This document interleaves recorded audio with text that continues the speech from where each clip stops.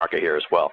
Now, okay, all that joking aside, now let's get down to what I like to call the 400-pound reptile in the room, and that, of course, is, you know, the whole reptilian angle to your research. I know you sort of went down that road starting in 1999. That's been like 11 years ago now. So how do you feel about sort of always having that attached to your stuff? You know, you're always sort of like linked to the reptilian theory. I told people I was going to be interviewing you, and that was like the first thing they mentioned. So it's like you're sort of like a band that has the one great hit that everybody wants to hear all the time. So, I mean, how do you feel about all that? I don't feel anything, Tim, really. I mean, you know, if you research something and you conclude that it's the phenomenon is real, then being attached to it is fair enough. You know, see, when I started out on this journey 20 years ago, consciously anyway, my goal was to uncover what was happening in the world, who was really pulling the strings behind the people that appeared to be in power, and what was reality? Who are we? What are we doing here? What's this all about, this thing called life? And so my interest from the start was going wherever the information took me. And I don't have any preconceived political ideas, nationalistic ideas, cultural ideas, religious ideas or beliefs, and therefore there was no editing or censorship, if you like, of where I would go based on preconceived idea and preconceived belief. So where it takes me is where it takes me, and if people want to ridicule it or whether they're interested in it, well, you know, that's for them to decide. You know, I'm not here to tell people what to think and tell people what to believe. I'm just here to put information in front of people. Make of it what you will. If you like this bit and that doesn't feel right, well, that's fair enough. If you like it all, well, that's fair enough. If you like none of it, that's equally fair enough. Because, you know, the world is full of people. The whole system is full of people, and so much of the conspiracy research movement is full of people, to a large extent, who are telling people this is what you must believe. We're drowning in that stuff. We don't want any more. We're drowning in religious leaders of various and endless kinds, who are all the same program under different names anyway, saying, if you don't believe this, hell and damnation. You must believe this. If you don't believe this, you're wrong. I mean, that's a load of old rubbish. I mean, what we need to do is to be at peace with ourselves, pursuing information wherever it may take us, without, oh my God, what will they think of if I talk about this? I couldn't care less. Yeah. And also be at peace in the same way, Tim, of saying, well, we must be at peace with how people receive that information. So how people react to what I put out is entirely up to them. It's none of my business. It's their business. So I'm at peace to go anywhere the information takes me, and I'm at peace with how people receive it. I mean, when you cut away all the kind of programmed reactions, like a software program, press enter when you put this data in and you get the same reaction from every computer. Once we cut away from that and take a deep breath, you just see how even people who go on and on about censorship and suppression of information, who also jump on people who react against their information. I mean, hold on a second. You know, we're either in favor of the free flow of information and let people have the basic human right of deciding what they think of it, or we're not, and I am. And so I have no problem with being attached to the reptilian thing at all. In fact, quite the opposite, because I would strongly suggest it is a fundamental aspect, a fundamental foundation to what is actually behind the families that increasingly demonstrably, are running the global economic, political, business and media system. Okay.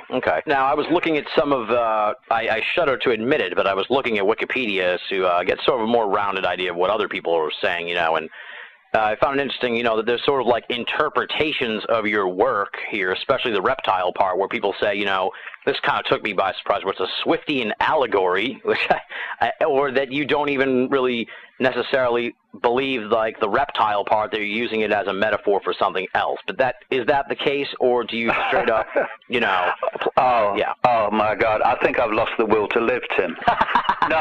No, I'm talking literally. And when you read my books and the massive of detail that I've written about this to suggest what people are, a few people are suggesting, and they have a right to do it. I mean, the right to be wrong is a fundamental right, Without the right to be wrong, we don't have freedom.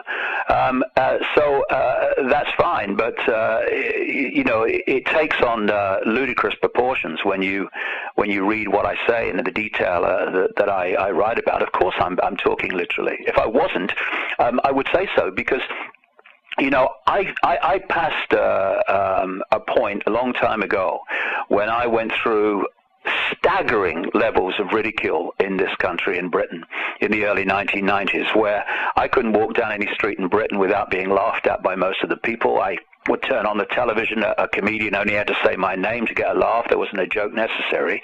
And what that did, all part of my journey, was clean me out of that prison that most people live in, which is fear of what other people think of you.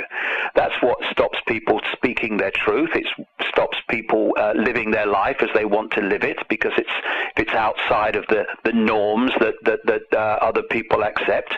And so going through that, if you like, cleansing of that prison has left me completely at peace with whatever anybody says about me. I really couldn't care less, because I've learned over the years, Tim, that what they're saying today, they'll say something different tomorrow. So why bother about what they say today? It doesn't matter to me what they say, and I know what I'm saying. I know what I mean when I'm saying it, and if other people want to interpret it in their own way, well, that's fair enough. Like I say, the right to be wrong is a fundamental human right, which must be protected. Absolutely, yeah. Just to be clear, I presumed you were speaking literally, but I kind of wanted to speak to these strange sort of interpretations of your stuff. It's sort of interesting that people do that. Well, I think what it is, Tim, one of the things is that, when you look at most people's journey from what we call cradle to grave, the range of perception of what is possible is absolutely shockingly narrow in most people, because the system has been set up to keep them there. If you're a few and you want to control the vast majority, you have to suppress the range and expansion of consciousness and awareness and sense of possibility. And if you want to keep people in that prison where they think what is possible is a fraction of what is actually possible, then of course what you have to do is suppress information about what is going on, what is possible. And when you do that, you get people going through their lives dismissing things that are actually true because they are too fantastic for them to accept. And so they dismiss it by reflex action, like the reptilian thing. That's a load of rubbish, mate. How much research have you done on this? I don't have to. It's rubbish.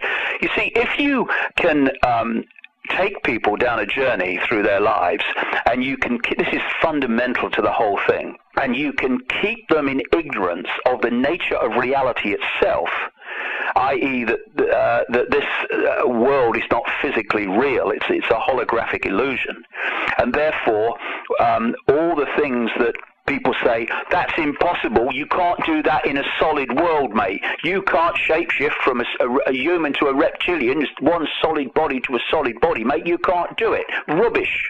But when you start to realize that actually beyond that kind of version of the world that the system gives us, and it insists through threat of ridicule and dismissal if we don't accept it, actually is the real nature of reality, which is this world that we think is so solid actually isn't solid at all. When people say to me, you can't shapeshift between a solid human body and a solid reptilian body, well, I hold my hand up. Of course you can't, and I'm not saying that. But when you start to understand the illusory nature of reality and how the physical is not physical at all, then suddenly you start to understand how the apparently incredible and ridiculous and bizarre is perfectly logically explainable. Let me go down that road with the reptilians and the shapeshifting. Okay. What I'm saying is that this reality is manipulated by reptilian entities and others, but they seem to overwhelmingly take a reptilian form, that operate just outside of the frequency range that the human senses can decode, because that's what it is. You know, I'm sitting here now, and all the radio and television stations broadcasting to this area are in the same space that I am occupying now. Yeah. I can't see them, they can't see each other because they're on different wavelengths. I mean, the wavelengths of the radio stations are coming through this wall to my radio. How can they do that? Because they're on a completely different wavelength, and therefore the twain shall never meet because they're too far apart on the dial. And we are living in the equivalent of a television station, if you like, which the human body computer, as I call it, decodes, and there's a frequency range that it can decode, and therefore we're, if you like, on BBC One television. Now, BBC Two and BBC Three and ITV and CBS and NBC are all sharing the same space as the BBC One, which I can perceive because that's the wavelength I'm on, but I'm not aware of them. And if I was on their station, I wouldn't be aware of the one that I'm on now. You know, when you're on a radio station, say Radio 1, and then you go to Radio 2, Radio 1 doesn't cease to exist just because you've moved the dial to Radio 2. It goes on broadcasting. It's just that you're not on its wavelength anymore. Therefore, what we call the world is actually just a range of frequencies, a very narrow range of frequencies, actually, which the human body computer is decoding. Now, just outside of the range that we can decode, and indeed in the same space, is all the other existences, worlds, realities in all infinity. And just outside of this one, in frequency terms, is this realm, this reality where these reptilians operate. And they have to manipulate this world overwhelmingly through humans that are in this world, that are in this frequency. For instance, if you see these situations that you see from time to time in scientific laboratories, where the scientists are working with material which is too dangerous to interact with directly.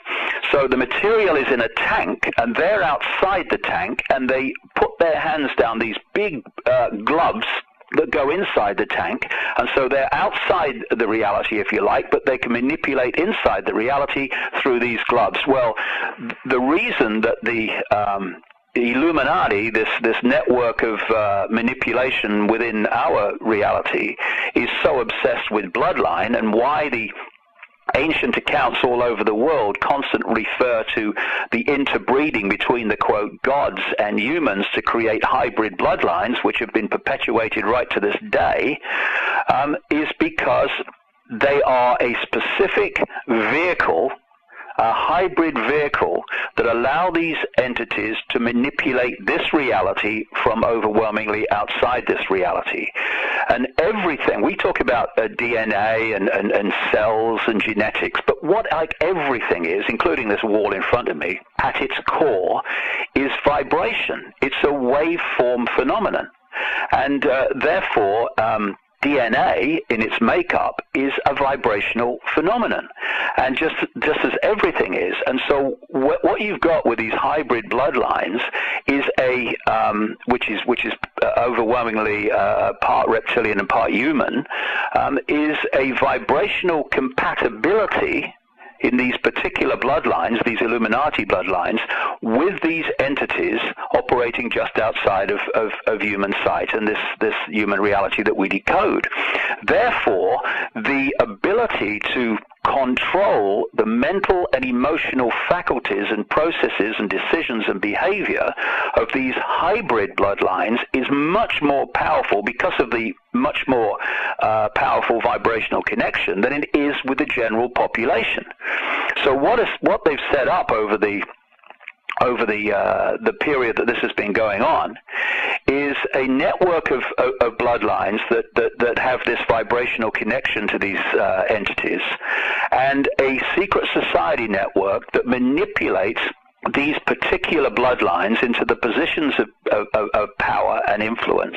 And in doing so, you're actually putting these reptilian entities into these positions of power and influence. But because we're only decoding within the range of human sight, we're only decoding the hybrid human level. We're not decoding the entities that possess and overshadow and dictate the behavior and perceptions of these particular bloodline families. And one of the things that you find when you research this and you follow these bloodlines, one of the things that comes up again and again is the way that these bloodline families are involved in what we call Satanism, ritual sacrifice, blood rituals, and all the rest of it, going on, in the shadows and in secret all over the world on a scale that beggars belief. And what they're doing with those rituals is actually interacting with these entities. I've talked to people all over the world who have been at some of these rituals, and they've seen them manifest. I mean, and it's not one or two, it's loads. I've been doing this for 20 years. I've been to 50 countries. I've seen the common themes build and build and build and build. And so if you are looking at one of these hybrid bloodlines, at certain times, particularly when they're in rituals and they're dealing in blood drinking, that seems to make this shape-shifting happen. And also when they are in states of high emotion or high anger and fury, it seems to happen too. What it does is that charge, when you feel high emotion or what have you, you can almost feel an electrical charge going through your body. Well, that electrical charge, if it's powerful enough, can break up the vibrational state of the hybrid and the possessing reptilian, so that the reptilian level comes into this reality, and at that moment you can read it, you can decode it, and to the person observing, someone 1 minute is a human, next minute is a reptilian, and then is human again. And it's not a physical thing, because the human body's not physical, solid, and neither is the reptilian. It's all energy. It's the way we decode it that makes it appear to be solid. So the more you understand about the nature of reality and its illusory nature, the more the apparently fantastic becomes explainable. Exactly, yeah. And that's what I find particularly interesting, too, about your stuff, is that you've seemed to have, it starts with the reptilian stuff, but then it moves into this sort of information theory stage, if you will, this beyond the five senses, this dimensionality aspect, which I find pretty interesting. So I'm glad you sort of fleshed all that out, so we can catch all the people up that weren't familiar with exactly where your work has gone. Now, talking about this new book, Human Race, Get Off Your Knees, I found it interesting that the book is actually pretty optimistic, which is surprising for a conspiracy book or anything in the conspiracy genre. You don't see optimism much in this realm of research. So, what gives you the reason to be optimistic and have the feeling that we're on the cusp of this golden age of consciousness, as you've been talking about? Well, it's there's so many different aspects to bring together before certain things can be fully appreciated. And one of the key things that people need to appreciate is this whole idea of illusory reality, and the fact that we live, as I put it, in an equivalent of a cosmic internet. And what I mean by that is this: I have a computer in front of me now, and if there was wireless internet in this room, I would look around me and I couldn't see the wireless internet. I can just see the room. I can't see anything. Yeah. But I would, if I could put this computer on and tune it to that wireless internet, i.e. log on to the internet, suddenly a whole collective reality, which is accessible by people anywhere in the world, virtually, apart from the firewalled areas like China, it comes on my screen. It's a whole collective reality. And when people talk about, well, if we create our own reality, how come we look out and we all see the same car going past and the same house across the road? Yeah. It's because the basis of our reality is like the wireless internet. It's information which we're decoding, and we decode it into what is the equivalent of our computer screen, which goes on in the brain. This world that we think is outside of us, and of course, it constantly seems to be like that, actually only exists inside the brain in the form that we're experiencing it. And so we are like the computer on the desktop, decoding this cosmic internet, and then we are deciding, as we do with the internet we have, what websites are we going to go to? In other words, where am I going to go in my life? What interests am I going to have? What do I make of this website? What do I think of this situation? What do I not think of this situation? And that's where we put our unique spin on it. We have different opinions and different views, but the base reality is there all the time, the background reality, just like the World Wide Web. Now, this reality, I would suggest, this is what I'm saying in the book, goes through a cycle, and it's a vibrational cycle. And as this vibrational cycle goes through, it changes the information that we're receiving, that base background information. And because it's going in a cycle, it seems you can symbolize it, if you like, as a loop. I mean, there are, people that I've talked about. I've had a book about that name too, called The Time Loop. It's like a time loop. It goes around through a cycle and then comes back, not necessarily exactly to the start, but pretty much. And this is where you see in the ancient world all these legends and accounts about the circular nature of time. In Asia and the Indian culture, they have the yugas. The Mayans talked about the circular nature of time. And what I'm saying is that this cycle, which in our version of time, which is an illusion too, goes over a vast period, goes through different cycles. Some cycles are really expansive, where consciousness is expanding and awareness expands, and then other parts of the cycle, it's more challenging. It's more about limitation. It's more about suppression and experiencing that part of the cycle. And there comes a point, obviously, as you go around, where one part of this cycle is replaced by another. One yuga is replaced by another.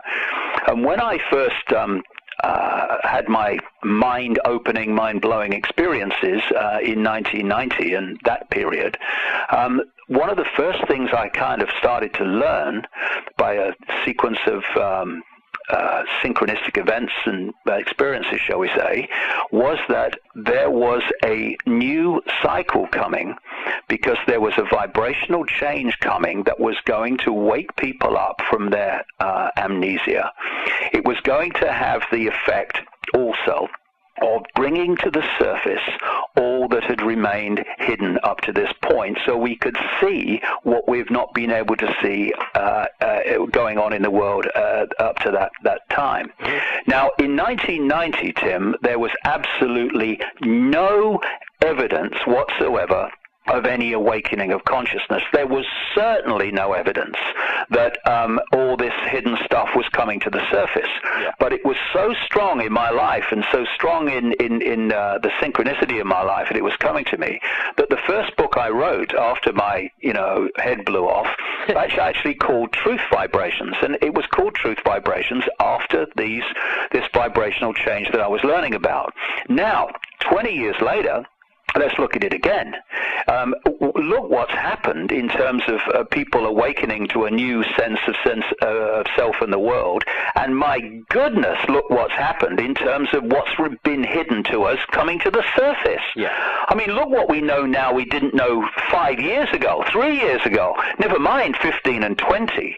And so what we're looking at, I would suggest, is living through a period where we're on the cusp, where one period, one yuga, for want of a term, one period of this cycle is which is based on suppression and limitation, and what people might call a dark period, and we're moving out of that into a period which will be about a massive expansion of consciousness and awareness and understanding and perception of self and the world, seeing the unity of everything rather than seeing everything as divided and apart from everything else.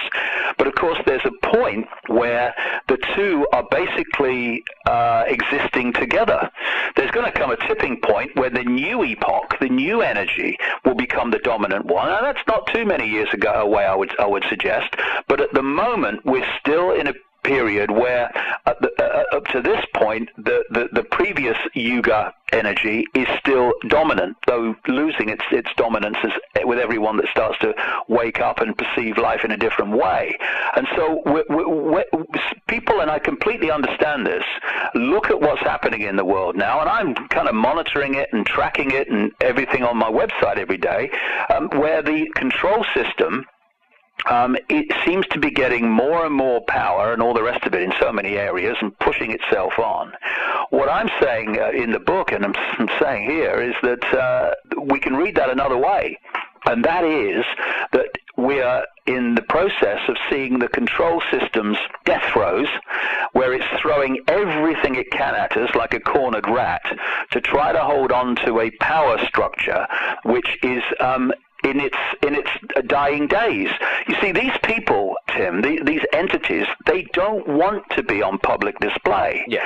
They would much rather go on as they have in the past, controlling covertly, where people are controlled without realizing, the extent to which they're controlled. Some people they're controlled at all, and certainly not understanding the ultimate force behind that control. That's what they want, because you can go like that forever. But what's happening, and I talk about this in the book, that these entities, because they're not actually in the timeline that we're experiencing, they can see down our timeline. They can see things to a certain extent further along the timeline than we can. They have known for a considerable amount of time that this energetic change, this awakening, was coming. And what they've been planning for, and that's why it's at this time of all times, when the control system is throwing everything at us, that this awakening is happening. That's not a coincidence. Those two things are completely connected, because the control system is trying to batten down the hatches and hold the dike against this vibrational change. And of course, it's whistling in the dark, because of course you can't stop this energetic change. It's going to happen, but it's trying to, and for the next few years it's going to seem as if the control system is going to prevail, and then the whole thing's going to come down, because we're going to reach the point where this new energy, these truth vibrations, the energy of expansion and of the new epoch is going to become the dominant one. And I think we're seeing some signs of that all the time. Well, I am anyway, as I see people wake up who I thought would never wake up in this lifetime. Yeah. And so we are at a very amazing time where we are living through this epoch change. And the more that we stop cooperating with the system and stop acquiescing with it, the less extreme extreme it will be before it actually comes down, because it is coming down. But if we just walk away and do nothing, or just acquiesce, yes sir, no sir, then it's going to get even more extreme before it actually comes down, which is going to be very, very unpleasant indeed. But what you're saying is eventually, no matter what, this police state, New World Order, whatever you want to call it, Illuminati, all that stuff, is bound to fail because of this impending golden age of consciousness. Yes, I'm absolutely saying that. Like I say, it's no accident or coincidence that the police state, not just the police state covertly, because for a long time we've been controlled covertly, for an enormous amount of time, of course. But I mean, what I'm talking about is it's now becoming blatantly obvious to more and more people. I mean, never mind the reptilian thing, never mind this energetic stuff that I'm talking about. Let's just go on the basic everyday experience of people. More and more people are saying, I mean, I know a police officer, quite a high one actually, who's saying, all our freedoms are being taken away. It's incredible, it's terrible. And so even they're starting to see it now. And it's on public display because they are having to become more and more extreme in their efforts to stop this awakening happening, because the awakening is happening. See, everything connects to, once you start to see these basic themes. We are being bombarded with genetically modified food, with electromagnetic pollution and chemically infested food, because the body computer is a electrochemical organism on one level, and therefore it has an optimum electrochemical balance to best decode reality in its sharpest, most expansive form. And so all these things are constantly destabilizing the electrochemical balance, so it does not function. It's like a computer with a virus in it. It's not working properly. It's not decoding reality. It's not decoding information in the way that it could. This is also one of the key reasons, not the only reason, there are many, but one of the key reasons why the system is designed to create maximum fear, maximum stress, maximum anxiety, maximum worry. It's because those low vibrational, imbalanced emotions also knock the body computer decoding system out of kilter, and that's what they're trying to do. And you know, it sounds a very negative thing, but actually when you think about it, it's a very, very positive thing when you take it from this perspective. Look at all the different multi-levels that they're having to manipulate us through, and all the different things they're having to throw at us, and that tells you something, and that is that humans in their true form, in their true expression of potential, are fantastic genius. And of amazing potential and amazing abilities and amazing potential for expansion of awareness and seeing beyond the illusion. But and that's why they have to throw these things at us all the time, and why they're having to throw more and more and more all the time is because the awakening is getting stronger and stronger and stronger all the time, and they're terrified of it. Very interesting, very interesting. Like I said, surprisingly optimistic. Are you sure you're a conspiracy theory researcher or not? I don't know here with this optimism, but I'll take it. Well, you know, when I was going through my mass awakening in 1990, 91, and the truth vibration stuff came up and all that was going to happen, one of the key themes was, this is not an if and it's not a maybe. It's basically a done deal. This epoch change is going to happen. The question for humanity is this, I was told: how are you going to interact with this change? You know, are you going to stand in the river, which is getting faster and faster in its flow by the day, and stand there and say, I ain't moving, I'm going to stay how I was before, I'm going to hold my status quo, I ain't changing? Or are you going to get on the airbed and just flow with it and enjoy the ride, the amazing change and expansion of consciousness and awareness and potential that is there for the taking.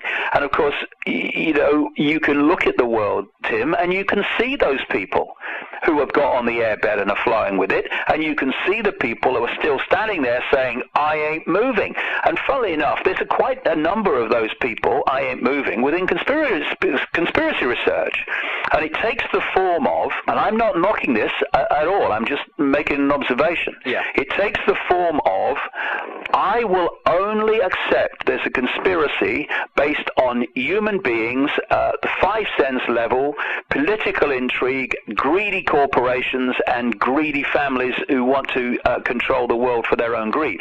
I ain't going any further than that. And by the way, my religion has to be part of this as well, or I ain't going there either.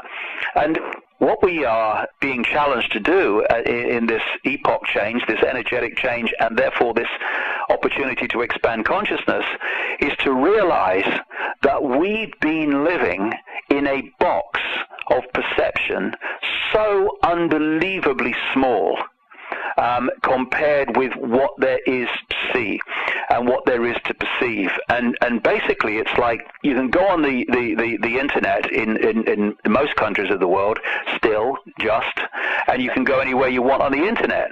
But you go into China and they firewalled off vast areas of the internet that Chinese people can't access because the authorities there don't want them to get access to that information because it will change their perception of the Chinese authorities. And that's not just symbolic, it's a very strong analogy of what's happened to humanity.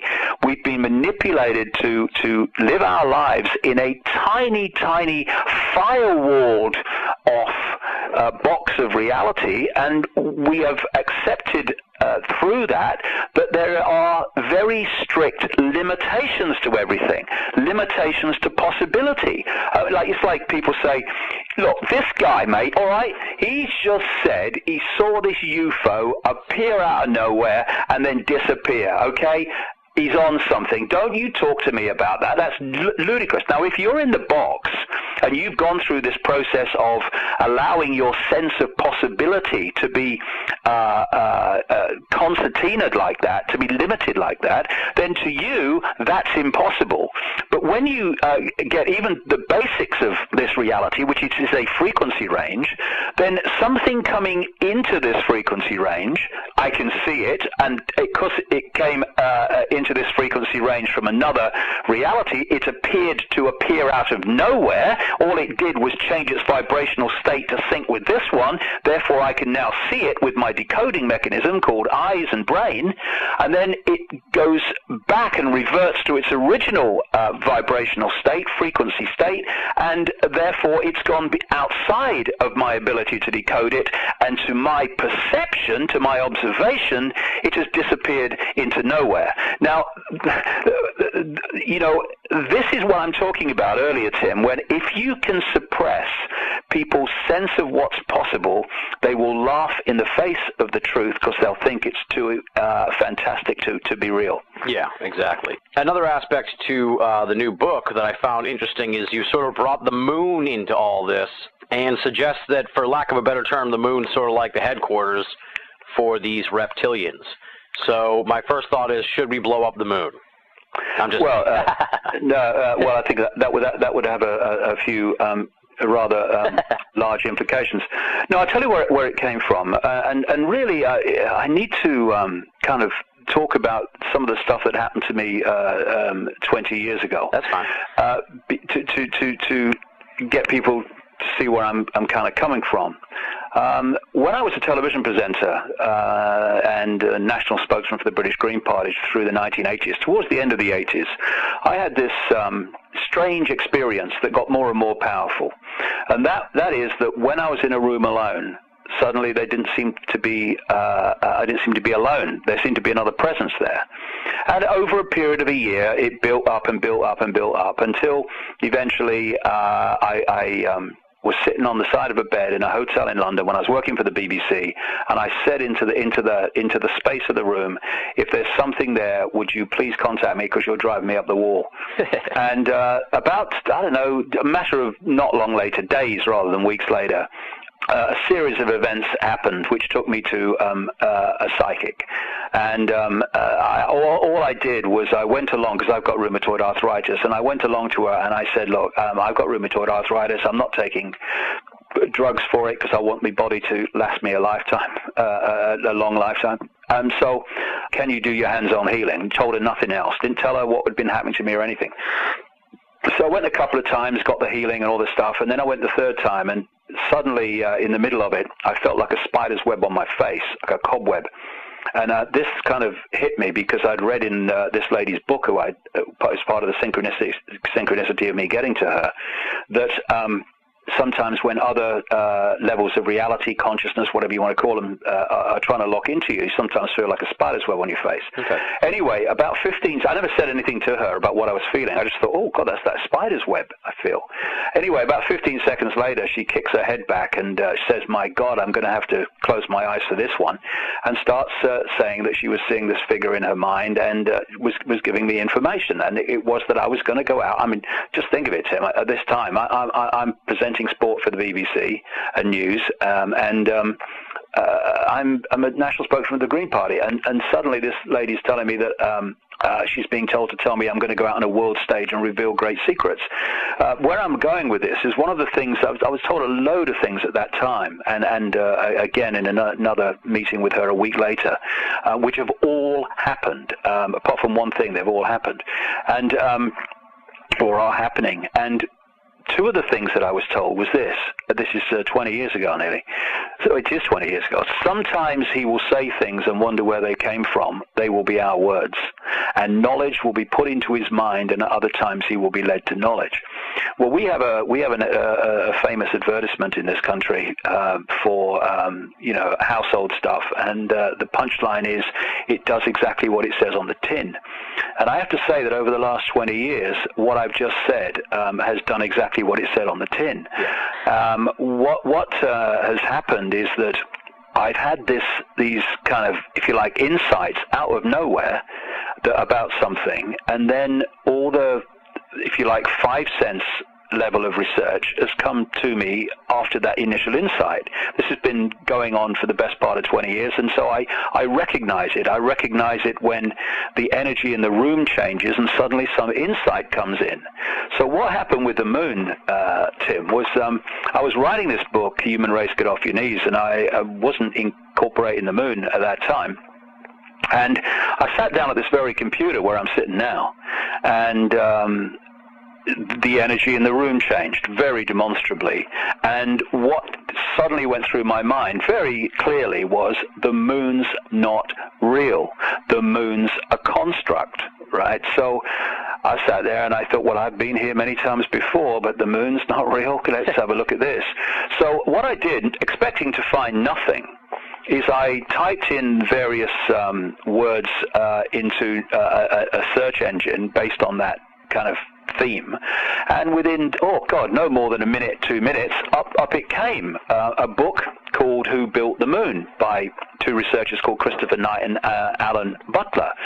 And I sent for it, and I read it immediately, and I was kind of taken aback by a lot of the information in it, because it was saying the moon cannot be real. And I'm thinking, well, that's exactly what the insight came. So I then, of course, as you do, I turned my focus on this, and as with the process over the last 20 years, after the insight, the 5 sense information comes my way pretty quickly. And one of the things that they say in this book is the moon is bigger than it should be, apparently older than it should be, much lighter in mass than it should be. It occupies an unlikely orbit, and is also so extraordinary that all existing explanations for its presence are fraught with difficulties, and none of them could be considered remotely watertight. And it's an interesting thing that relates to many things here, because we're born into this world. This is where the box and the limitation of perception of possibility comes in. We're born into this world, and it's like, well, this is how the world is, mate, isn't it? Yeah. And this is just a quick aside, but an important one. This is why the generations alive today, older generations alive today, are playing such a very, very important role, because we have still the ability to compare what the world was like before to what it is now and becoming now. Young people born into the world now are born into the world of the police state. They're born into schools with cameras all over the place. They're born into schools where they're giving fingerprints for their school meals. To them, this surveillance and control is, well, that's the way it is, mate. So, and it's the same with the moon. It comes up, it goes through its cycle, and well, of course, it's the moon, mate. Of course, it's always been there. Well, when you start to do the research, and I do a lot of stuff in the book on it, you find that actually there are extraordinary anomalies relating to the moon. Like, it's much bigger than it should be. I mean, it's been postulated by some scientific writers that if the Earth had a satellite at all, and with its magnetic field that is far from certain, it should be maybe 30 miles around. This one's 2,160, I think it is, miles around. It's massive. I mean, some scientists even talk not about a moon-planet relationship, but a dual planet relationship. Yeah. Then you ask the question, where did the moon come from? And then you find something else that you come across again and again and again in different areas, that what is accepted as scientific fact actually turns out to be a scientific theory. The official theory, which has been accepted as fact by repetition, like most fact is that the Earth was hit in its earliest times of formation by a Mars-type planet, and a great chunk broke off and became the moon. When the physics of that didn't work out, they called the first one the whack theory. They then came up, when the physics didn't work out, with the double whack theory, which is that this Mars-type planet hit the Earth and then came back and gave it another go, the old 1-2. And, it's talk about desperate. And it's interesting, too, as I continue with this research. I didn't know this at the time, but, two Russian scientists in the 1970s wrote a detailed paper about the fact that the moon is a construct, and that it's been hollowed out, like a hollowed-out planetoid, and it's become like a gigantic space vehicle to, traverse the cosmos. And they say that much of the inside of the moon was hollowed out and became the outside of the moon. And it's interesting that some scientists have said about the moon, it's inside out. What's on the surface of the moon should really be on the inside. Another scientist, Erwin Shapiro from the Harvard-Smithsonian Center for Astrophysics, said the best explanation for the moon is observational error. The moon doesn't exist because by the laws of physics and all the rest of it, it shouldn't exist in that place, in that size. And another thing that the Who Built the Moon book points out very, very well indeed is the extraordinary relationship, geometrical relationship between the Earth, the Moon, and the Sun. And people need to just sort of read that book, or kind of read Maurice Gaddafi needs to get into the detail. But I tell you, the relationship is fantastic, and it only works between the Moon, the Earth and the sun, not with the other planets. And the key to making it work is the Moon. What then happened as this was unfolding is I got on to the oracle, Credo Mutwa, the Zulu shaman, who's well into his 80s now, and is the most extraordinary, brilliant expert in all the different legends and laws and accounts of ancient Africa. And people in researching, the background to all this, researching the history of all this, one of the places they have missed massively so often is Africa. The African legends are incredible in the way that if you take their symbolism and bring it into the modern world, you can see that they are talking about things that scientists have now understood. For instance, the Zulus, and I found the Zulu legends, I mean, Credo's a Zulu. I found the Zulu legends over the years to be extraordinarily accurate in this way. Their words for time and space are virtually identically the same word, because they understood eons ago that time and space were, in effect, the same thing. Anyway, I get on to Credo Mutwa, and I say nothing to him about all the stuff that I'm putting together on the moon, and I'm being very surprised by it as I'm coming across it. Crikey, I didn't realize that about the moon. And I just said to him, can you tell me any Zulu legends about the moon? And off he goes. Yes, Mr. David, he said, and away he went. I mean, the man's a library on legs. And he said, yes, we say that the moon is an egg. And again, anthropologists are people that go, they say the moon's an egg. They're very primitive people. Why do they symbolize the moon as an egg? Because they say the moon was hollowed out and turned into a craft which was rolled across the heavens, as their legend goes, to the earth, and when it arrived, it created devastation on the earth, as it would, a body that large getting that close, and it made the earth move. Now, when you look at all these ancient accounts all over the world about the great cataclysm, what the Bible calls the Great Flood, one of the common themes is the earth turned over. Now, if the moon came in to where it is now, the earth would turn over. The earth is spinning at the angle it's spinning, and it's spinning at the speed it's spinning because of the influence of the moon. The moon has massive influence clearly over the tides and water, and the human body is massively overwhelmingly made up of water. So, of course, then you look at the influence of the moon, even the moon without any of the other stuff that I'm talking about that's going on inside it, and that influence on the human hormonal systems is fundamental. And then what Credo said, I said, well, who's behind this moon then, acting ignorant? Because the one thing I don't want to do is to lead people. That's the last thing you want to do when you're researching this stuff. And he said that the legends say that the moon was brought here hundreds of generations ago by two brothers, Wawani and Umpanku, who were leaders of the reptilians, what the Zulus call the Chitahuri, the children of the python or the children of the serpent, also known as the talkers. And these two brothers, Wawani and Umpanku, the Zulu legends go, were known as the water brothers and had scaly skin like a fish. Now, then you go to ancient Sumer, and you see the stories of the Anunnaki and the two brothers, Enlil and what was the other one? Enki. Two brothers, and Enki was very much symbolized as relating to water, as a water god, and was given another name to emphasize that.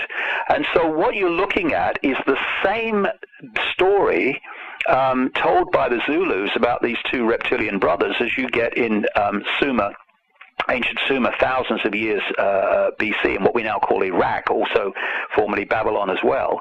You get that same story told in southern Africa. And the Zulu legends say that Wawani and Umpanku stole the moon in the form of an egg from the great fire dragon, emptied out the yolk until it was hollow, and then rolled the moon across the sky to the earth and caused, as I say, cataclysmic events. And when you look at the scale of the influence of the moon on life on Earth, it supports the Zulu claim that the arrival of the moon fundamentally changed life on Earth in every single way. Interestingly, one of the Zulu legends about the Chitahuri, the reptilians, is that they threatened humanity in ancient times, a long time ago, that if they did not do what they were told and didn't serve the gods as they were perceived, then the gods would move the moon and cause great catastrophe. So you know, I could go on and on about this, but you know, the book is 355,000 words because there's so many elements to connect together before the apparently fantastic becomes logically possible and credible. But I can say this in one line: what we know about the moon or think about the moon in our everyday lives without researching it is nothing like what there is to know about the moon. So let's sort of move ahead a little bit. Let's say we enter this golden age of consciousness, as you say. We break out of the five-sense reality. At that point, are the reptilians exposed for what they are? And what do they do? Do they leave? Do we kill them? I mean, what happens then, do you think? Well, you know, I'm not the oracle sitting cross-legged on the mountain saying I know it all, and if I was saying that, then people should just walk away. Yeah. We're all trying to work it out. But what is a very good analogy, again, we have to keep coming back to this because it is an excellent analogy for the reality we're living in. The computer system, what appears on the screen is dictated by the information that the computer is decoding. And this reality is that, it's information. Everything is information being decoded. This wireless internet, this cosmic internet, is information which we're decoding. And in the same way, the meridian lines of the body in the acupuncture system have what the Chinese call qi energy going through these meridian lines. And that is actually photon energy, like this is the photon energy from the sun. We are fundamentally connected to the sun. That's where the information comes from, in the form of photons. That's what we're decoding. And so going through the meridian lines of the body is information. That's what it is. And what they found, of course, this is what acupuncture is based on, is when this information, this energy is not moving around the body at optimum speed, it's too slow or it's too quick, the body becomes ill in some way. It becomes diseased, disharmonized, because the flow is not in harmony. And what acupuncture does through needles and other techniques is bring that qi energy, that information flow, back into harmony, in the same way that when we get a virus in our desktop computer, what's the first thing we say? My computer's slow today. What's the matter with my computer? It's so slow. Why? Because the information is not passing around the computer to the optimum speed for the computer system to work and decode most efficiently, and therefore on the screen things start to become distorted and disharmonized.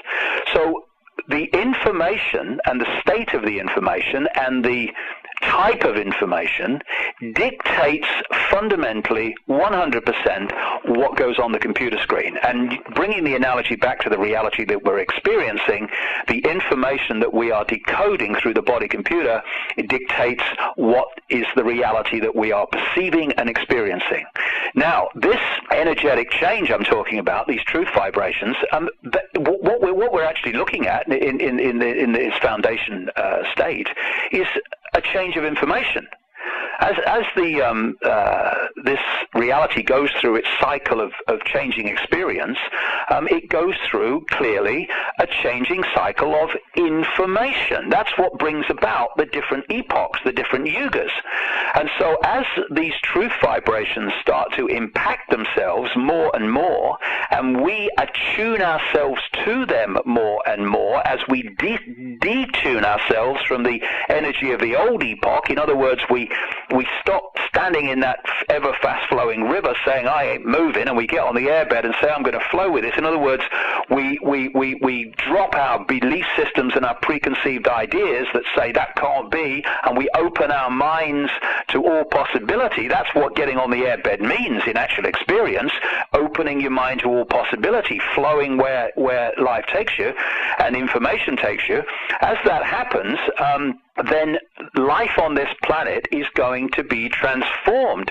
Life in terms of the moon, the reptilian aspect of it, the control system, it's all going to be transformed because the information epoch on which the control system and this reptilian manipulation is an expression of is in its death throes. It's being replaced by a new information construct, and therefore the old manifestation of the old energy information is going to fall and disappear, and the new one is going to emerge. Now, how that's going to manifest itself in our detailed experience and all that stuff that we're talking about now, well, we're going to have to have the opportunity and the experience of seeing how that unfolds as it unfolds to a large extent. But for sure, if I change the information on this software disk in my tower here, the information or the reality that appears on my screen must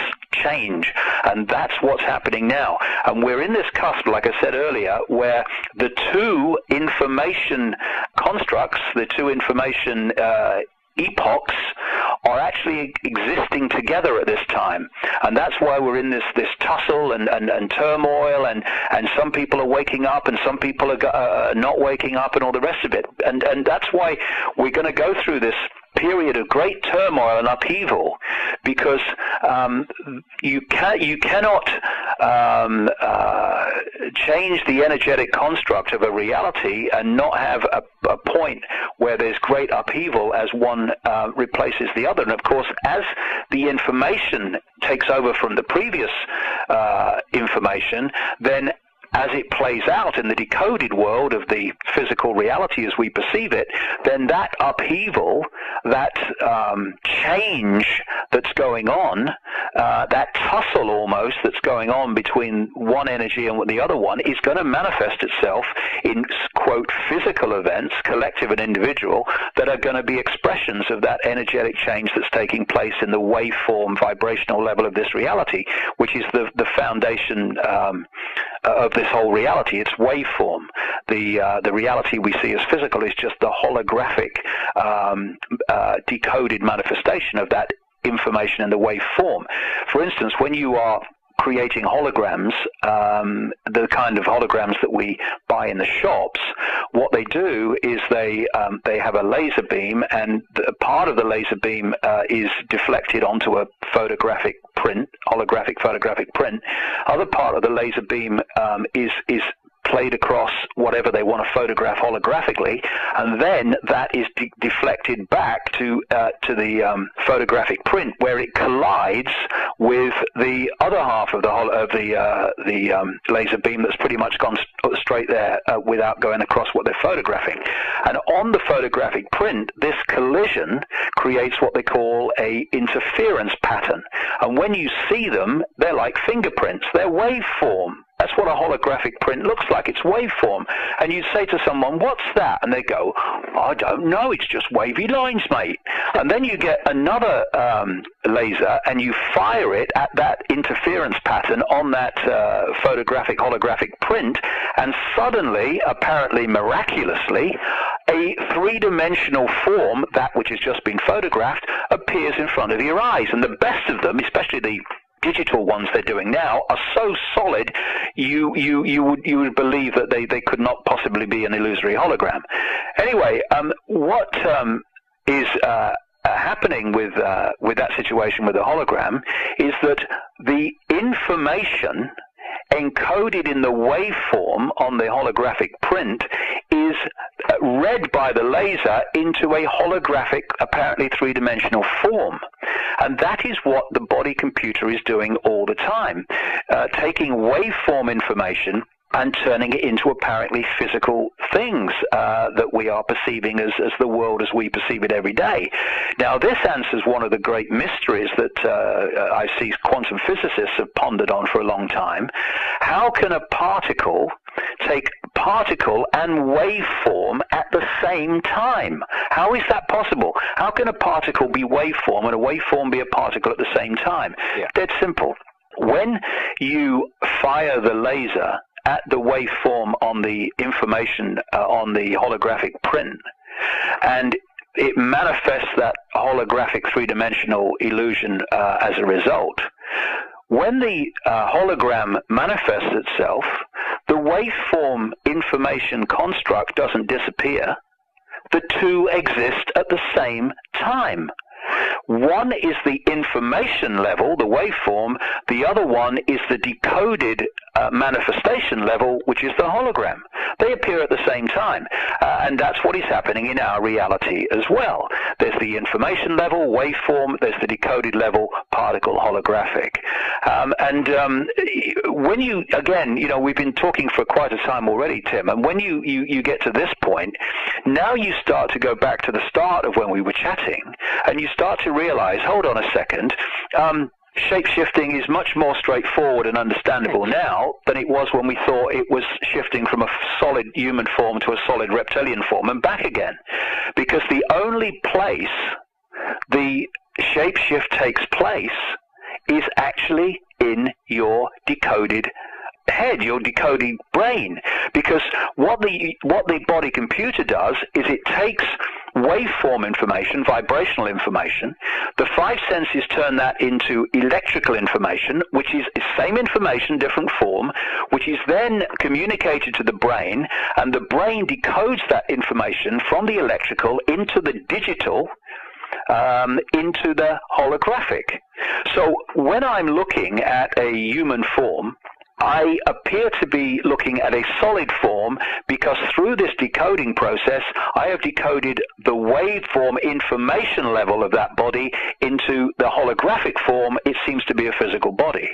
Now, when there is that energetic shift in these hybrid bloodlines where the reptilian level comes forward, what's happening is the reptilian energetic waveform information level overrides the human level briefly, and to my observation, I'm decoding the waveform information of a human body. Suddenly, I'm now decoding the waveform information of a reptilian body. Now I'm decoding the waveform information of a human body again. And to my decoded observational experiential level of that situation, I'm seeing someone go from physical human, physical reptilian, and back to physical human. None of that's happening except in the decoding in the brain.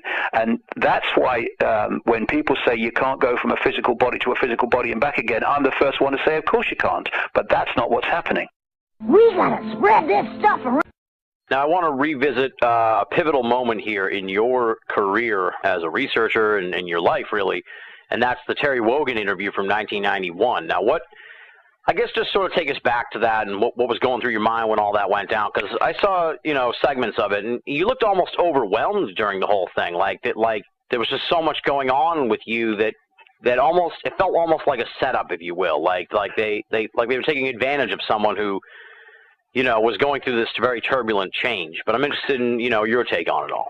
Yeah, you make some good points actually there. Yes, a lot of that was exactly what was happening. But again, if you look at it from another point of view, it takes on another meaning.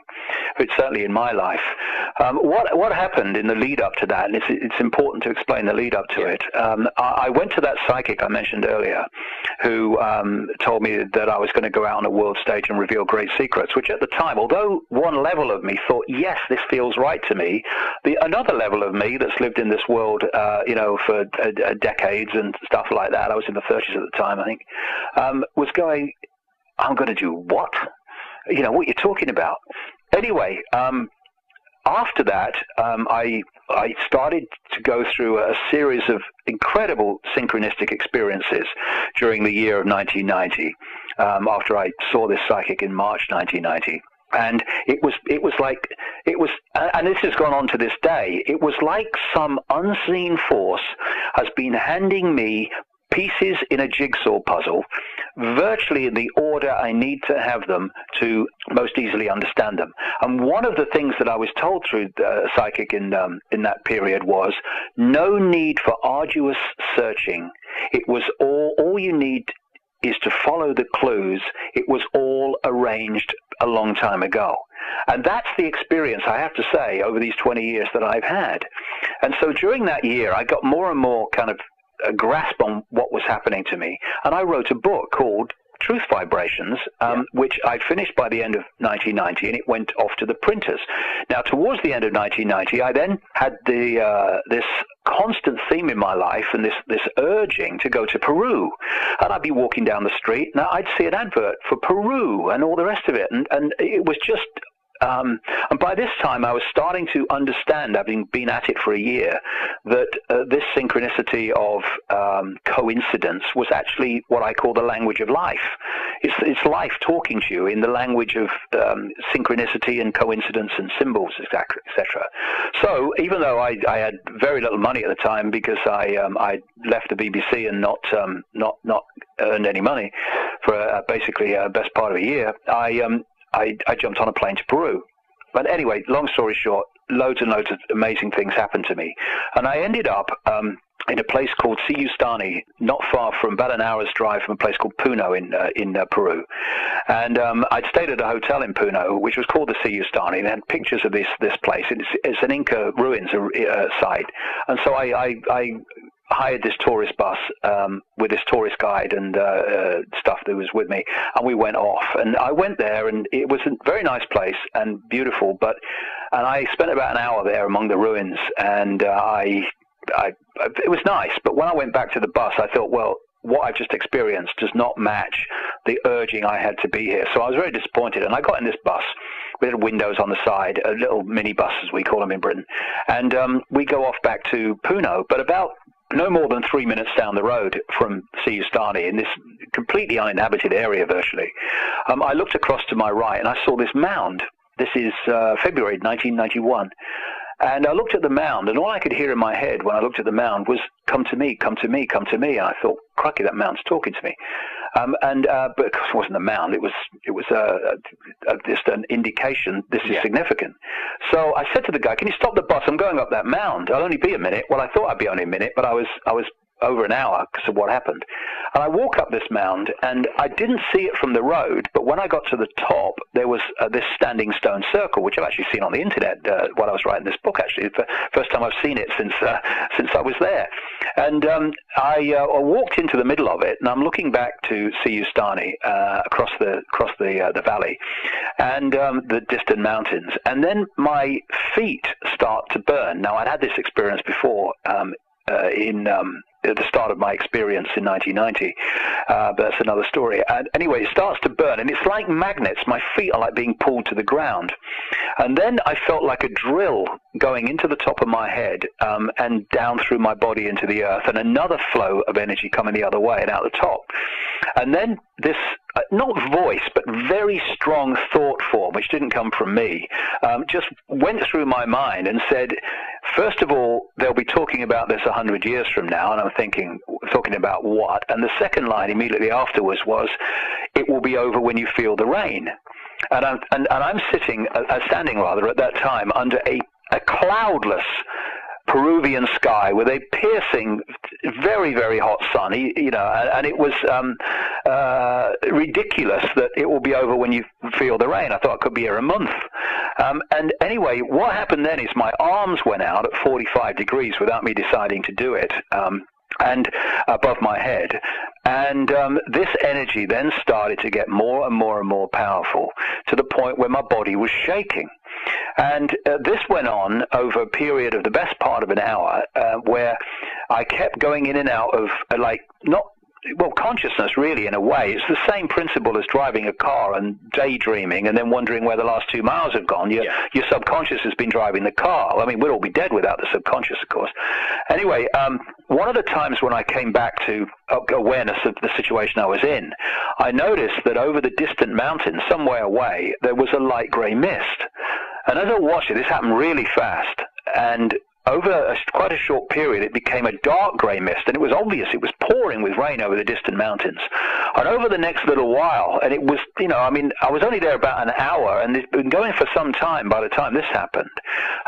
This rainstorm came out of these distant mountains, and as it got closer, it was just a straight line. It was literally like, I've described it many times, like pulling curtains across the sky. It was a straight line.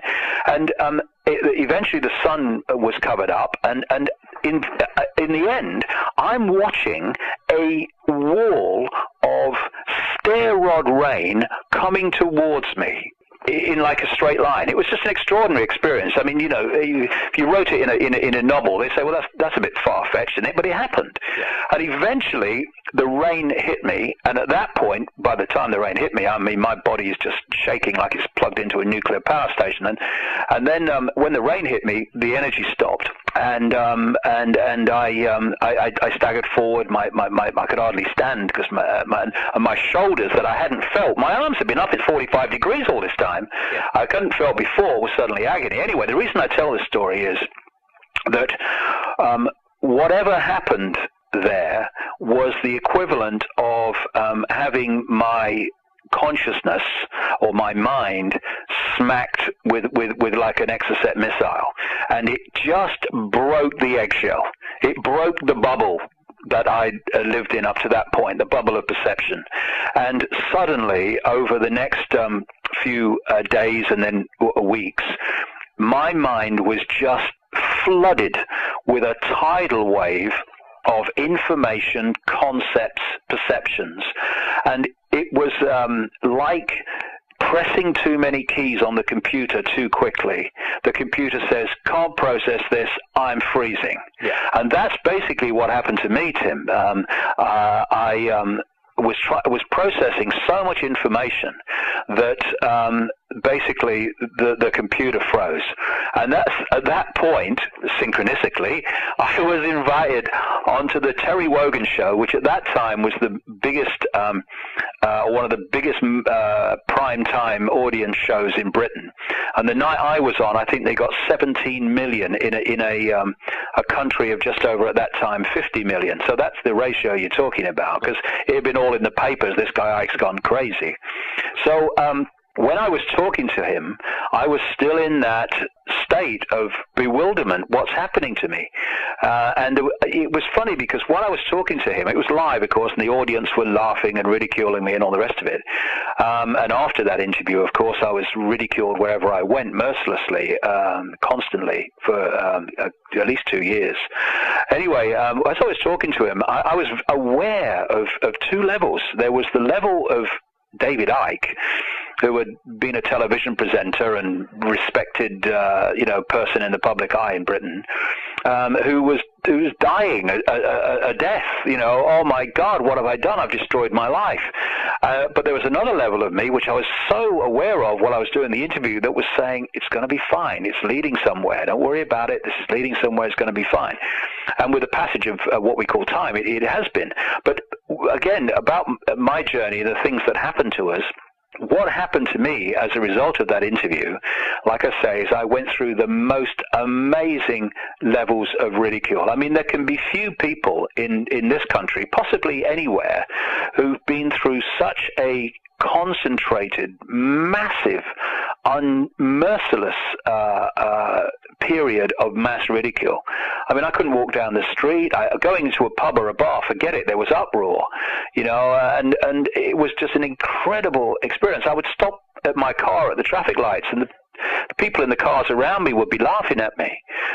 It was just, you just couldn't get away from it. And when you go through that level of ridicule, then one of two things happen. Either you go crazy, or you go away and hide, and it's over, or you break through something.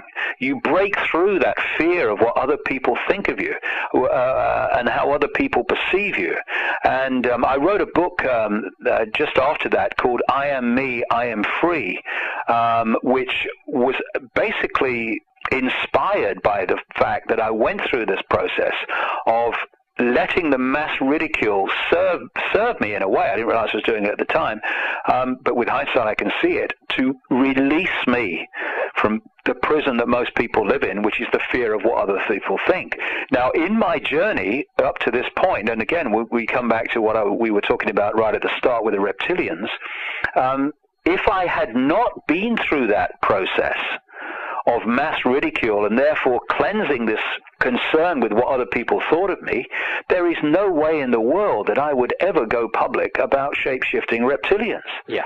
The number of people that have said to me, look, mate, I've seen it. I'll tell you what I've seen it, but don't mention my name. I can't take the stick I'll get if people know it's me. If someone's going to put these things out, if somebody, for goodness sake, mate, if someone's going to talk about the moon not being real and all that stuff, along with reptilians and along with this is an illusory reality, then if you've got any vestiges of worrying about what people think of you and how they might ridicule you, laugh at you, dismiss you, then forget it. You ain't going to go there. Yeah. And this is why the personal journey of people doing this and the information that they are uncovering and pursuing and communicating are fundamentally connected. Because the person has to work on themselves to get to a point where they can put this information out. Because if they don't, then they're not going to put it out, and they're going to say, "I'll go here because people won't laugh at me here up to this point, but I ain't going there." And therefore, all this information, which people need to have access to, so they can say, "Well, what do I think of it?" would never get circulating. You know what? When I came across the reptilian stuff, I put reptilian ETs and variations of those words into a search engine, and I got a handful of pages. Put those words in now. Tens and tens and tens of thousands of them. That's because once it gets out and it starts circulating, then it's got a chance of having people look at it and think, well, it may sound crazy, but let's just look at it without preconceived idea. Do you know, this seems to make sense. A number of people have said to me, it makes sense to me. It shouldn't. I know it shouldn't, but it does when I look at it.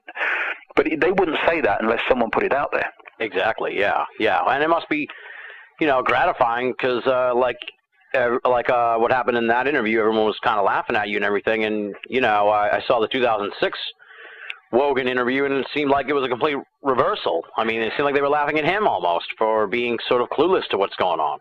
Yeah, that was the end. It's an interesting that you should bring that up because when I was asked to go on the Wogan show just a few years ago now, where he was interviewing guests that he'd interviewed in his previous series years ago that I talked about. Yeah. I said yes immediately because something told me this is the end of an era. This is tying the ends of that period of your life. And so, because by this time, of course, I'm a very, very different person. I'm a much wiser person. I've had that come to me through sheer experience. I understood so much more. I wasn't in a bewildered state anymore, thinking what's happening to me or what the heck's going on. I mean, I was only weeks. It's only like a few weeks after that experience in Peru that I was sitting in that studio in the first interview. So when I went on, it was a very, very different interview. And I walked out of that studio that day, and I thought, okay, new era starts now. That's the old one. That's the ends tied of the old one. Now we start a new one, and that's pretty much what has happened. So it's funny how life works and how we attract these synchronistic things to us, which we call coincidence, but are not coincidence at all. Well, while we're talking about sort of like periods of your life, I feel compelled to ask you about this whole turquoise period because I know I've heard a lot about it, and I feel like I haven't really heard anything about it from you in recent years, maybe because people are afraid to embarrass you about it. I don't mean to, put you on the spot or embarrass you about it. I mean, I feel like maybe it's sort of like the whole idea of like people's hairstyles in the 80s, like what was I thinking back then? Is that what this is all about? Or, what was going on with the whole turquoise period? It's real simple. It just fits in with what we've been talking about. After I'd had that experience on the mound in Peru, and I came back to Britain, I became extraordinarily attracted to the color turquoise. Simple as that. And it was so fast after the experience in Peru on the mound that clearly the two were completely connected. And of course, turquoise is a sacred stone, sacred color to Native Americans and stuff like that. And the first time I met Credo Mutwa in South Africa, he was decked from his neck to his feet in bright turquoise. So I was very, very attracted to that color for about 3 months, and I used to wear it all the time. And then after the after the Wogan interview, the first one, and I went through all that massive ridicule, and I'm still thinking, what's happening to me? Suddenly, it was like waking up. Well, it was a period it was probably about 3 months from the mound to what I'm about to talk about. I was almost woke up one morning, and everything had morphed into some kind of clarity, and if you like, the computer had unfrozen.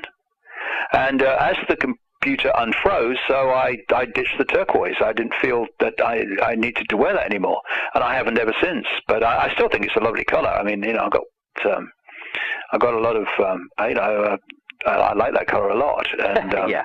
But it was just that period where I was massively attracted to it, because of course, as you well know, Tim, everything's a vibration. The colors are vibration, and colors, like all vibrations, carry certain amounts of information. They affect you emotionally because they affect you vibrationally.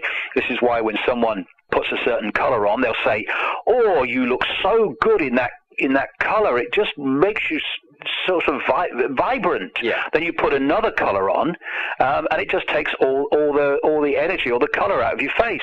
And yet someone else could swap those colors and have the opposite experience to you. So we sync with different vibrations, which we call colors and shades of color, in different ways. And at that point, because of something going on in me vibrationally, because of that mound, I became very attracted, i.e. vibrationally attracted to the color turquoise. And then when the computer unfroze, if you like, bang, the turquoise I was not attracted to it anymore in the same way.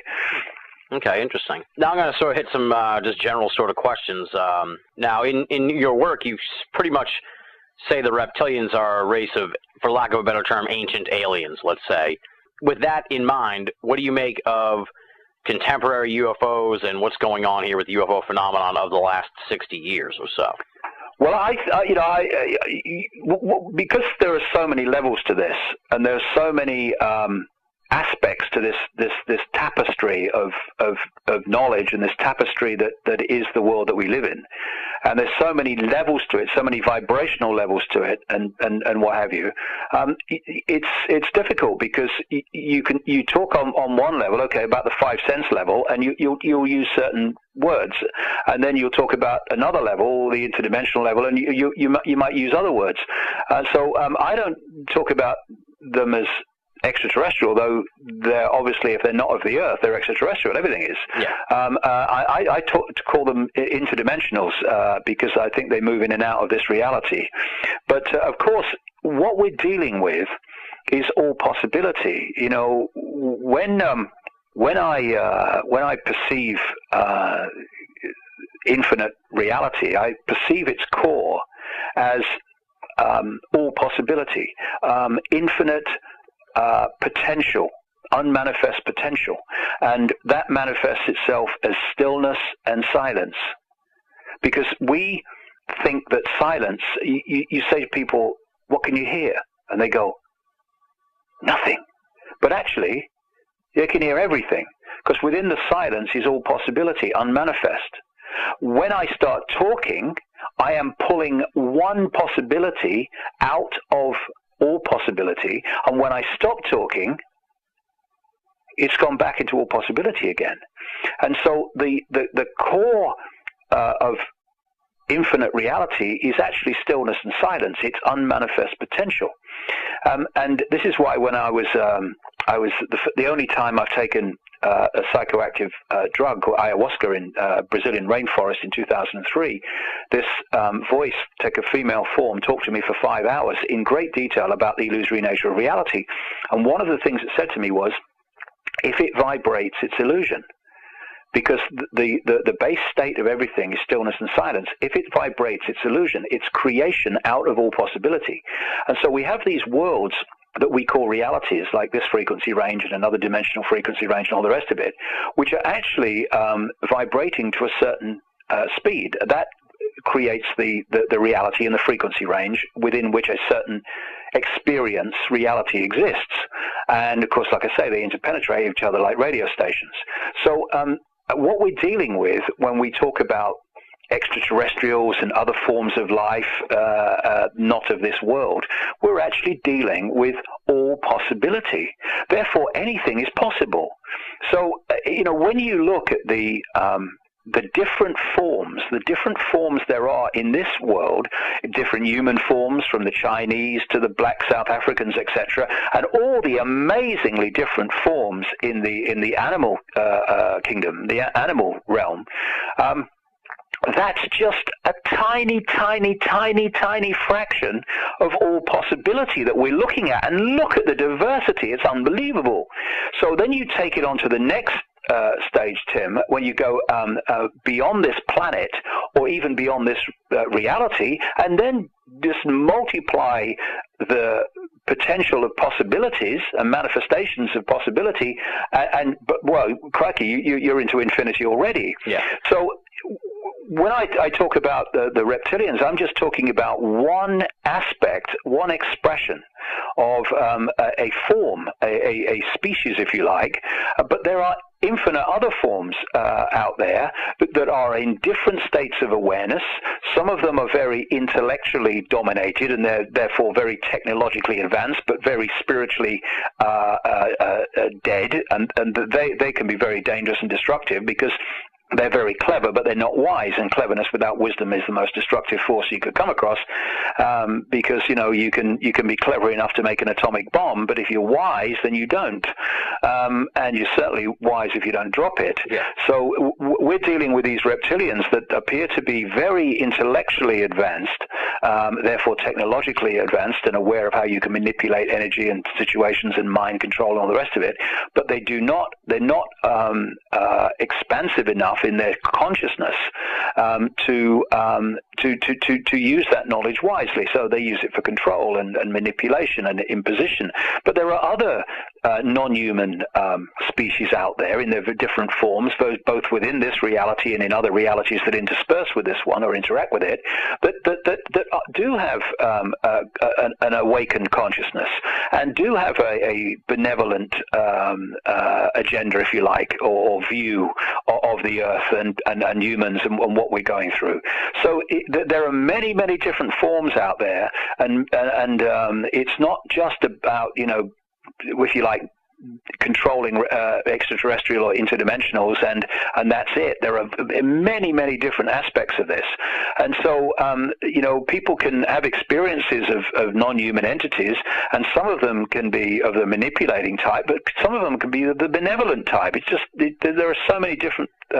See, this is the funny thing. People say, "Is there life out there? Do you think extraterrestrials are visiting the Earth?" I mean, if we only realized it, I mean, there's enormous numbers of different species that are interacting with this planet.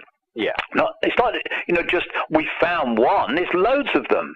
But most of them operate outside of our immediate frequency range of what we call visible light and electromagnetic spectrum that we can decode.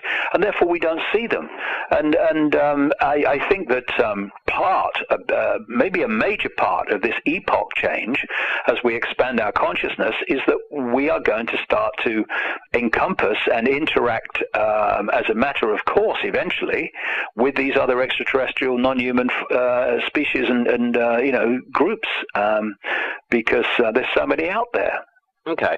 Here's sort of a question that just came to me throughout the course of this conversation here now. It's sort of a really big picture question, but it's one that I'm really intrigued to ask you, and that's, in light of all this stuff, okay, the illusory nature of reality and the multiple dimensions and the reptilians and everything else, I guess, have you ever pondered the nature of a God entity? What's your take on, the ultimate creator? I mean, do you think that it's some sort of intelligence, or is it some sort of like mathematical equation or a wave, if you will, something that's a force of nature more so than, an intelligent designer, if you will? Like, what do you think of all that? Well, we go back to what I was talking about a few minutes ago.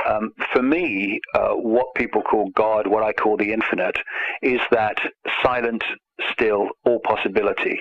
And from that becomes manifest worlds. Okay. And because we're all, in the end, the same consciousness, we're all that infinite possibility made manifest. In the end, we're all the infinite. We're all expressions of it.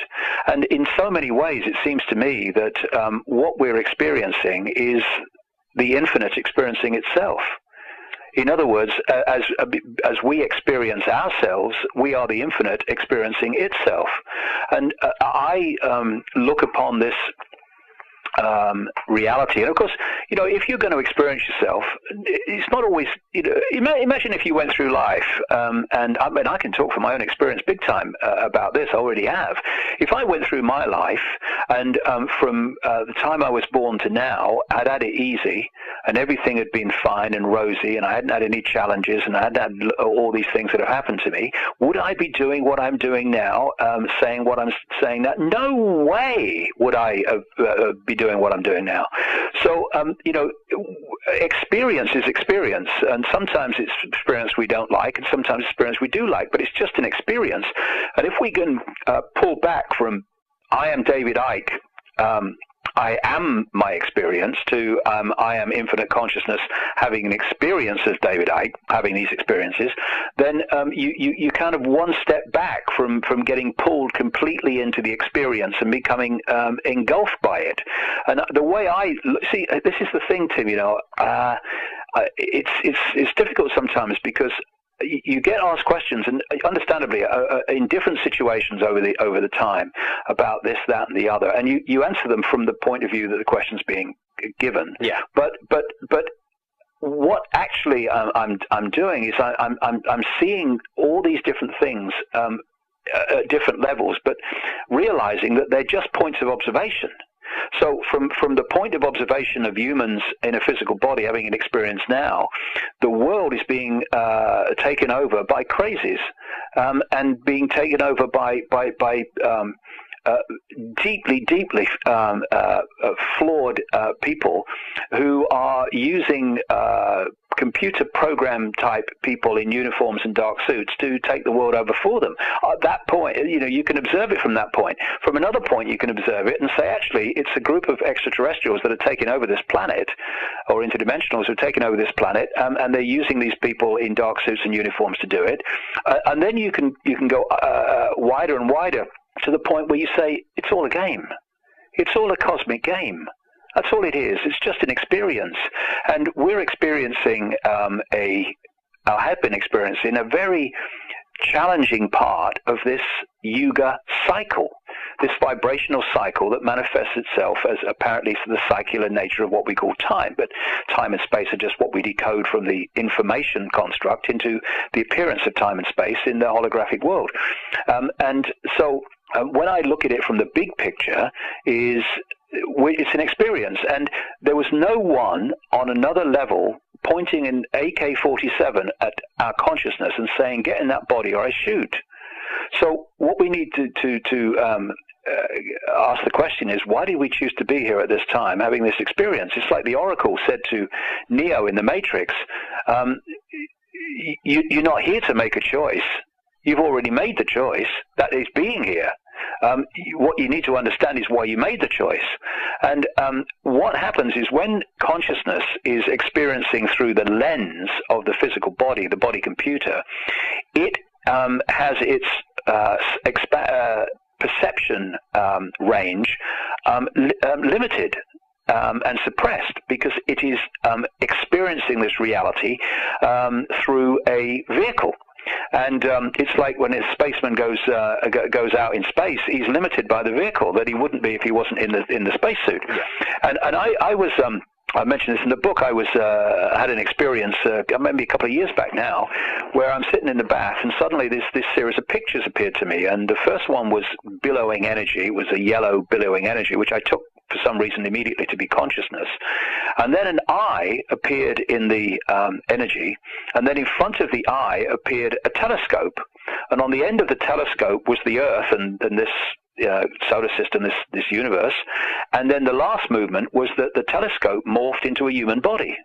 So the eye, consciousness, is looking through the body into this reality. And so what happens is that we experience our lives here from the limited perception of the the lens, the body computer, but that level of us that made the decision to be here and to experience this actually is not subject to that limitation. So therefore we go through our lives and we're saying, I'd never have agreed to this, I'd never have done it, stupid, never would I have agreed to this. But then again, it's like you're not here to make the choice. Yeah. You're here to understand why you made the choice. And the more that people expand their consciousness, the more they break out of the imprisonment of preconceived idea and preconceived rigid belief, the more they vibrationally get closer to that level of self, which is outside of the body computer.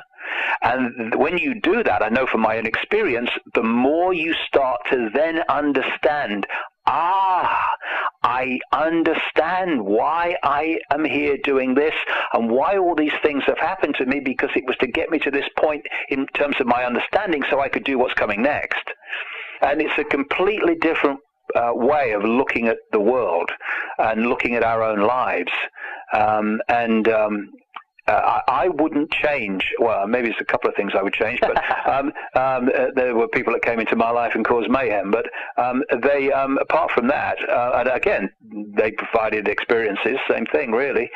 It's just that I would rather not have them. But when I look at my life and my experience now, I don't see it the way I did before I started to look at life differently. And life is easier when you do that, because you don't get pulled into this, why me? Why am I so unlucky? How could this happen to me? I'm just a good guy trying to do good things. Why is this happening to me? Because you start to realize that the experiences you have that often you don't like are the ones that give you the greatest gifts. I've said many times in my books over the years, life has this brilliant ability to give you your greatest gifts, brilliantly disguised as your worst nightmare. I mean, we've all experienced that. I'm sure I have. Absolutely. And you look back and you think, I wouldn't want to experience it again, but I'm glad that I did, because it led here. And there's so much going on in our lives, and there's so much going on around us. There's so much going on in our awareness. And if you start to read the language of life, which is how the holographic world talks to us, because the holographic world is a manifestation of the energy, the information construct, by reading the signs in the holographic world, you're actually, with your conscious mind, reading the information construct, and therefore you can see things. It's like if you decide, preconceived idea, this is what I want to do with my life, and I'm not taking anything else. Well, that's fair enough. That's a choice. But what if the door to what you want to do just won't open? What do? You bang it a bit more? What do? Kick it now? It's still not opening. And yet over there is a door swinging open, saying, over here, this is for you. But no, I want to do this. And so being fluid and not rigid, because when we have any form of preconceived rigid belief, then we're already limiting all possibility.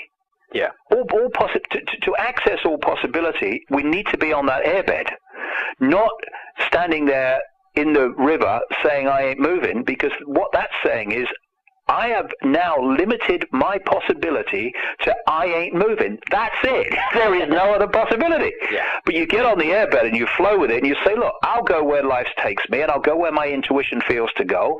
Life, it starts to be an adventure, and that's open to everybody. Everybody.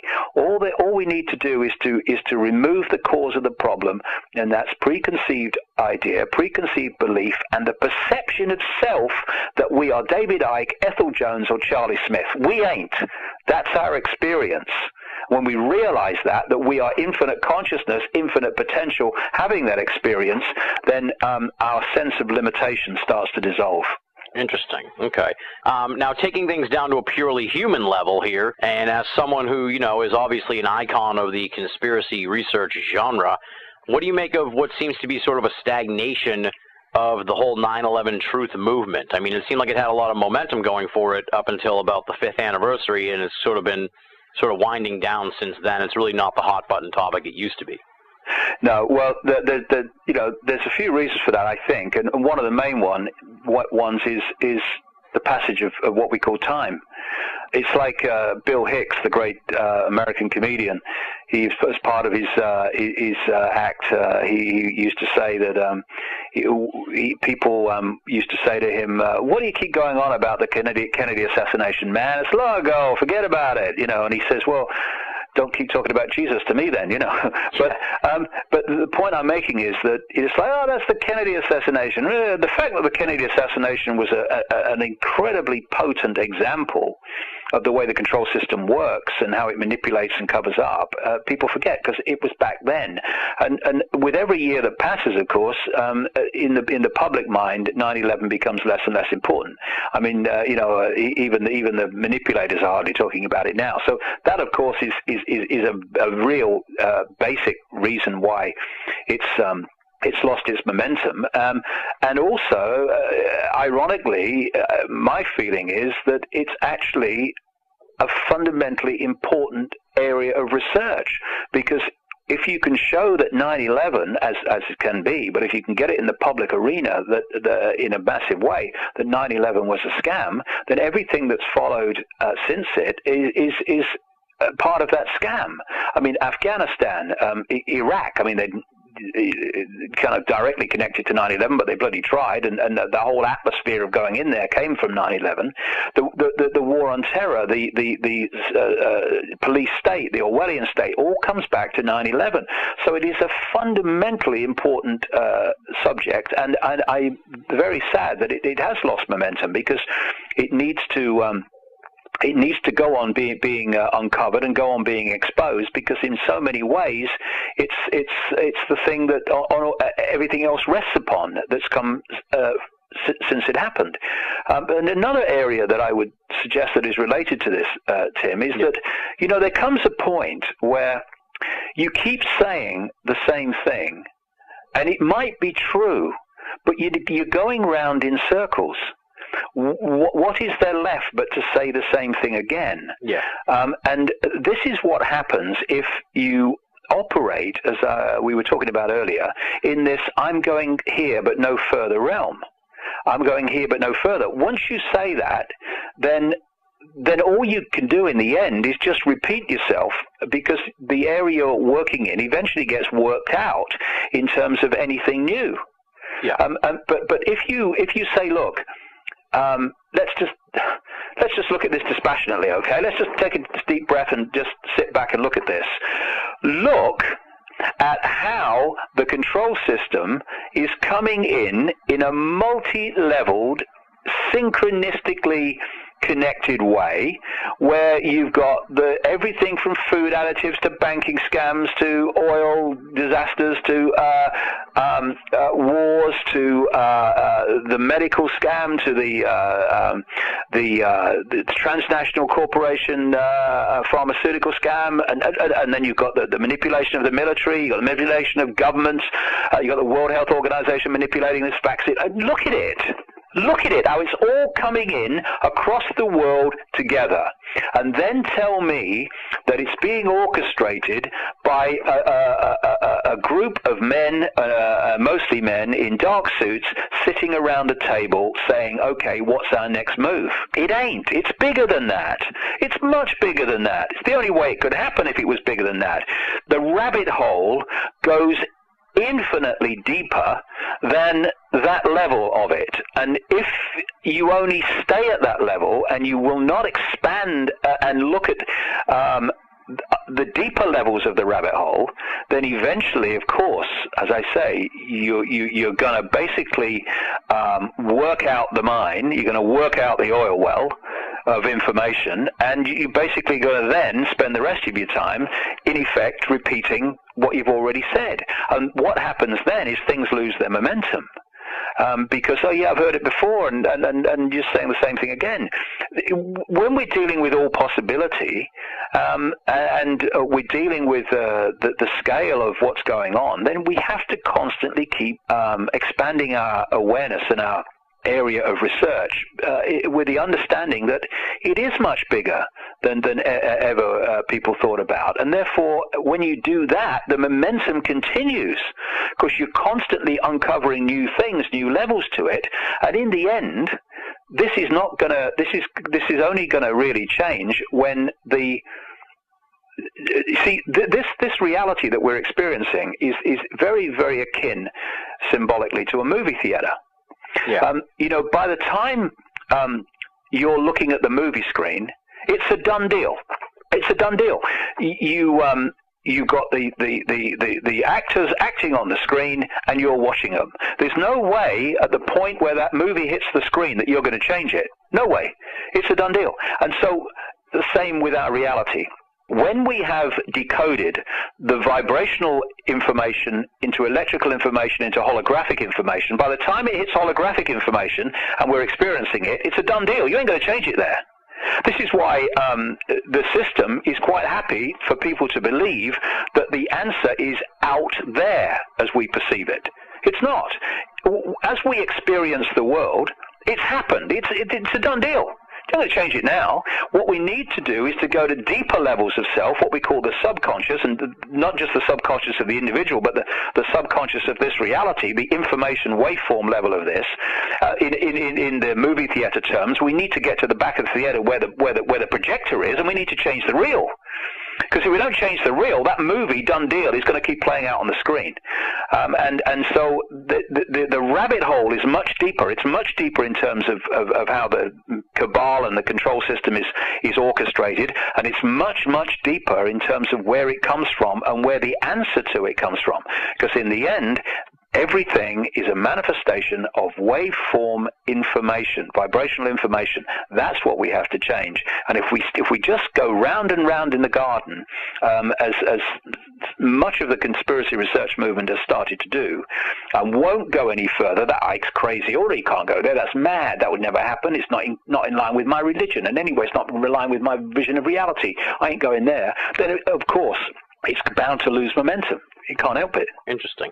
To take it to a personal level here now, I take it based on what you said earlier, that you're sort of just relishing this life. You don't really wish that things had gone differently or that you hadn't really gone on this journey. So we don't really need to go there, I guess you could say. But, looking back, if you hadn't gotten into all this, if this awakening hadn't happened to you, what do you think would have become of David Icke? You were pretty much a rising star there in the Green Party and a television presenter. Where do you think you'd be here in 2010? I'd probably be kind of coming to the end of a television career or something like that. But because, my journey was never going to be that, it was never going to be that. It was always going to be this. And so I don't really think about where I was going to go. I mean, I look at my life, and I wouldn't want to be anyone else doing anything else but me doing this. And that's a privilege, really, because I'm sure there are many, many, many unbelievable numbers of people in the world that wouldn't say that about their own lives. So I wouldn't change that. I mean, I'd change some people that came into my life. I mean, one of the ironies is that some of the people that have told me most times verbally how much they love me and how much they care for my work and how vital my work is and it must get out there, have turned out to be the people that have been most challenging to my health, my life, my work. That's a kind of irony, but I've learned a lot from it. It's an experience, and therefore it's an experience I've grown from. But I would rather it not have happened. Life would have been easier without it, I can tell you. Yeah. But you accept these things and you get on with them, and I wouldn't change anything that I'm doing. And I just look forward. I think it's 20 years since I consciously started to awaken, and when I look at the amazing things that I've seen and come across, and of course we're going down the rabbit hole. Therefore, they're going to become more amazing and more extraordinary, and as we get deeper in the rabbit hole, more and more potent to what is necessary to turn this around and make a difference. So, I look forward to the rest of my life with tremendous anticipation, And I don't want to leave this reality, no matter what happens, until the job's done, really, or my part in it's done anyway. Well, that's a perfect segue to the final question here before we get to what's next for you, and that's sort of an existential question. That's, you know, you've been doing this for 20 years. I guess the existential part of it is like, when do you know when you're done? When is the work done? I think, from my experience over this period, my work will be done when I'm no longer here. You know, I think that's it, really. I think that, and I kind of came across this right early on, 20 years ago, this theme in my life, that there are people who are here to push the pyramid over, if you like, push the control system over. And then there is the next generation who are there to build up a new world in a new energy with a new, from a new point of perspective and consciousness. And we're seeing those generations coming through now. The younger people of today, and the children and younger people of today are coming through. And there are some amazing young people in the world. I get fed up of seeing young people criticized and put down all the time. If I had spent my early years consuming cocktails of chemical poisons in what we call food and drink and all the rest of it, then I would probably go off the rails as well sometimes, because it's rewiring the brain chemically. That's what they're doing. It's absolutely outrageous. And when they've rewired the brain, then they say, oh, behavior problems, we've got to give you Ritalin and all the other stuff. So they're bombarding young people for the same reason that we talked about earlier. They're trying to knock them off kilter at this fantastic time of potential change of awareness and consciousness. But those generations, there are some fantastic young people, some amazingly aware young people, and they're the generations coming through to take it on to the next stage as the truth vibrations become the dominant information source in this reality. So I'm going to keep going until I keel over, because when I keel over, I'll know it's done. And I hope that when I get out of this body and I look back from an out-of-body state, and I'll symbolically smack my hands together and say, job done.